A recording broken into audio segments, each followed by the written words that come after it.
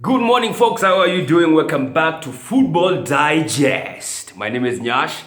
On a Tuesday morning, and as always, just check on what has been happening in the world of sports or what has been happening in the last couple of hours. That is worth talking about. Now, of course, Matchweek 6 of the Premier League was concluding yesterday. We had two games, one pitting West Bromwich versus Brighton and Hove Albion. The other one was between Spurs and Burnley, and both games were really interesting, especially the first one. Nilikuwa naona bits of it, and both teams were playing well. And you got a feel for West Bromwich. They deservedly got the equalizer. They would have been feeling hard done kama wangetoka hiyo game na kitu. They were playing well. I liked the gameplay.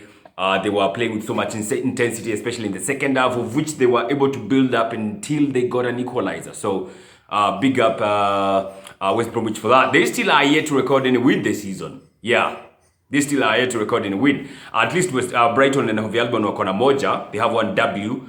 West Bromwich have lots of L's and a couple of D's. So yeah, they need to get themselves back into the groove really fast before it starts getting ugly. So that game ended 1-1 draw. Then after that, we had Burnley hosting Spurs, a game which I thought was going to be interesting, and it was interesting. It was really interesting to watch, and Spurs again walking away with the 3 points there. For some minute when I was watching the second half, I was thinking, yeah, Burnley hapa wanaweza pata kitu. Burnley walicheza hiyo game. Well, those are the ones who will actually feel hard done by that result, because they will be feeling like, yo, we played really well, we deserved something. At least they deserved something out of the game. But you know, it is what it is, and life is unfair. They don't get shit.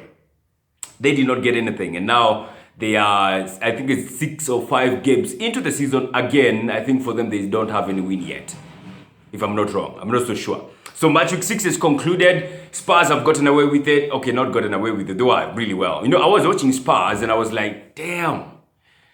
You know, for Spurs, when I was watching them, they were playing with some intent. There was some intent in the way they were playing. Spurs, maybe they're not, they have a very combative midfield, by the way. Maybe not very creative, but very combative. And you get the feeling like Spurs are one creative midfielder away from having a heck of a squad. Juu wings wako sawa. Defense, sijaona ikiwa na shida sana. Well, yes, sijaona ikiwa na shida sana. Midfield, strong, combative. You cannot bully them off the ball. Dombele is doing well. He's playing really well. Sissoko is still in there. Emil Højbjerg is still making things tick in the middle of the pack. So yeah, so they are playing really well. And I think for me, they're just one creative midfielder away. And what I like, and what I see as a sharp contrast to Arsenal is Spurs play with some intent. You always get the feeling like, gosh, someone hasn't create anything. They might just score from out of the blues. Like Heung-min Son might just do something creative and conjure a goal from nowhere. Harry Kane might just create a goal from nowhere, because he's been creating a lot lately. And Heung-min Son is the top scorer in the league right now. Contrast or compare that with Arsenal, where I feel like when I watch Arsenal play, I feel like, okay, maybe they might not concede, but I can't say for sure that they will score, because they're not creating anything. That's a difference. When I watch Arsenal play, I feel like, okay, maybe you'll not concede, but goddamn, we will maybe not also score. Hakuna creativity at all in that squad. It's crazy, man. Super crazy. So, sharp contrast in the balls. Spurs are now, I think, top 5, back in number 5 of the Premier League. And have you seen the table so far? The standings, they are crazy. It's just the epitome of how crazy 2020 has been and how crazy and insane this new season has been. Everton are top of the league, of course. Aston Villa, I think, Liverpool second. Manchester City were bottom half of the Premier League table, alongside Manchester United, alongside Arsenal. I can't remember the last time that shit happened, especially Manchester City being in the bottom half. Ooh, must have been like a decade ago since they were in such a position, you know? And it is what it is. But of course, when you look at them and Manchester United, they have a game in hand. And that's why I kind of get worried for Arsenal. We don't have a game in hand, but to go bottom half. That is a worrying sign, man. For me, I'm worried about that. It's driving me insane. It's driving me insane. You know, it's driving me to the point where I feel like, okay, so we are not creating anything, but we still have one of the most creative guys in Europe, and we can't play him, and it's insane. And that's precisely why Arteta needs to sort this one out really fast. Because the more it drags on, the more we don't create, the more we keep on scrapping out wins or just getting beat. Because, you know, we might say Arsenal is not getting beat a lot. We are not like getting thrashed, but we are losing. And it's a league. It's all about getting thrashed or losing 1-0. It's about winning. It's about taking 3 points. So it doesn't really matter in the bigger scheme of things. It doesn't matter how you pick 1-0, 2-0, 5-0. You both lost 3 points. That's the difference now. So Arsenal, we have to wake up. Arteta has to find something really fast. Guys like Ceballos, they need to create, Maze. I don't know why Ceballos is not creating, man. Guys like Pepe. But even Pepe, when he came on the game, Juicy, he was not even getting the ball, man. He actually had to move from the right wing to the left wing to access the ball, which is insane. Again, crazy. So, I mean, Arteta has to sort this shit out really fast so that we can get ourselves back. Because the first was the same to Kosat Kona Gabriel, even though we are soaking and losing games 1-0, 1-0, 1-0, whichever. Bado. The most important bit is, as much as we are strong defensively, we have to be equally strong attacking-wise, which is not what we are right now. So, it is what it is. It is crazy. Matchweek 6 is done. The Premier League standings are insane. Man. And before I even forget, timeline change. I had said I would say this as the first thing when I start this digest. Timelines have changed now. Tumefika ile place ya +3 GMT, So like when we used to have games starting off at 2:30, sasa zitakuwa zinaanza 3:30.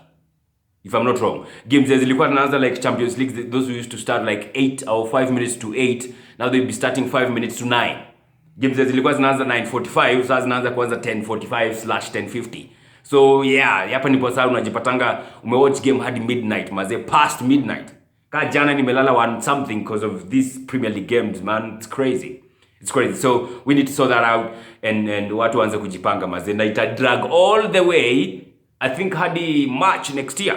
So +3 hadi March next year. Game zote sasa itakuwa +1 hour on top of what they were usually. Alright? That's something to very key to note. Now we have Champions League football coming back this week, and today we have some interesting games. Maybe not high-profile games, but still Champions League games, and maybe there's always something interesting in Champions League games. Not maybe, there is always something interesting in Champions League games.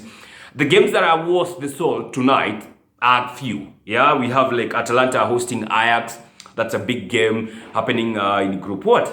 Is it Group D? I'm not too sure on the group number.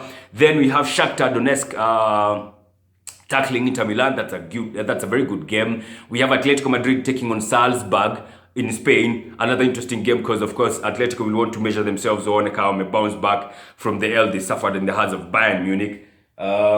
There was also a Marseille. Olympique de Marseille is hosting Manchester City tonight. So another interesting cracker of a match to watch out for. So those 4 games are the ones which for me I would say they are really worth watching. Hakuna any other high-profile game happening today. The high-profile game is happening tomorrow when Juventus tackle Barcelona. That's going to be a cracker, without a doubt. It's going to be a cracker. So that's all there is for now. Have a fantastic week. Have a fantastic Tuesday. And let me get this straight. What do you think about Spurs after what they did yesterday? Do you feel like Spurs might be a team like we need to watch out for? Ama is it Mohai Mingi? They might eventually fall off the wagon somewhere down the drain. I would love to hear sentiments on that one, because for me, I'm kind of starting to look at them differently. If they continue winning the way they are, and Harry Kane continues creating the way he's creating, and Son continues banging the way he's banging, we might have to be looking over our shoulders very soon. Those bastards might just surprise us or something. I hope it's not going to happen, but if it does, well, this is the Premier League, anything can happen. Have a good day.